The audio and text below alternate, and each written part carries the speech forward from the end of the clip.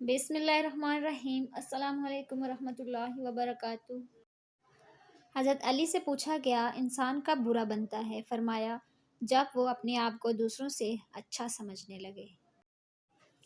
کبھی تم دوسروں کے لیے دل سے دعا مانگ کر تو دیکھو، تمہیں اپنے لیے دعا مانگنے کی ضرورت نہیں پڑے گی۔ ڈر ناکامی سے ملا ہوا ہے۔ معاف کرنا سب سے زیادہ اسے زیب دیتا ہے جو سزا دینے پر قادر ہو۔ اگر کسی کا ظرف آزمانا ہو تو اس کو عزت دو، وہ اعلیٰ ظرف ہوا تو آپ کو عزت دے گا، اور اگر کم ظرف ہوا تو خود کو اعلیٰ ظرف سمجھے گا۔ طالب علم کو دنیا کی عزت اور آخرت کی کامیابی دونوں حاصل ہوتی ہیں۔ جب تم دنیا کی مفلسی سے تنگ آ جاؤ اور رزق کا کوئی راستہ نہ نکلے تو صدقہ دے کر اللہ سے تجارت کر لیا کرو۔ تمہارے لیے لازم ہے کہ نرمی اختیار کرو، کیونکہ جو نرمی سے کام لیتا ہے اس کے کام مکمل ہو جاتے ہیں۔ اللہ کے نزدیک کسی انسان کی عزت جتنی زیادہ ہوتی ہے، اس کا امتحان بھی اتنا ہی سخت ہوتا جاتا ہے۔ اخلاق وہ چیز ہے جس کی قیمت کچھ نہیں دینی پڑتی، ہاں مگر اس سے ہر انسان خریدا جا سکتا ہے۔ جس نے کسی انسان کو اکیلے میں نصیحت کی، اس نے اس کو ثواب دیا، اور جس نے کسی انسان کو سب کے سامنے نصیحت کی، اس نے اسے مزید بگاڑ دیا۔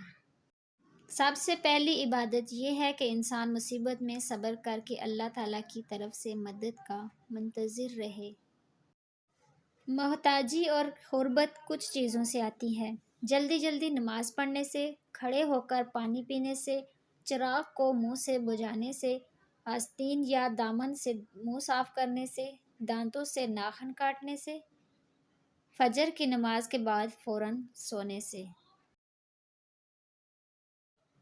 تم اچھا کرو، زمانہ تم کو برا سمجھے، یہ تمہارے حق میں بہتر ہے بجائے اس کے کہ تم برا کرو اور زمانہ تم کو اچھا سمجھے۔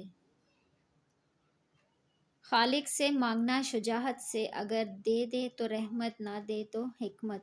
مخلوق سے مانگنا ذلت ہے، اگر دے دے تو احسان، نہ دے تو شرمندگی۔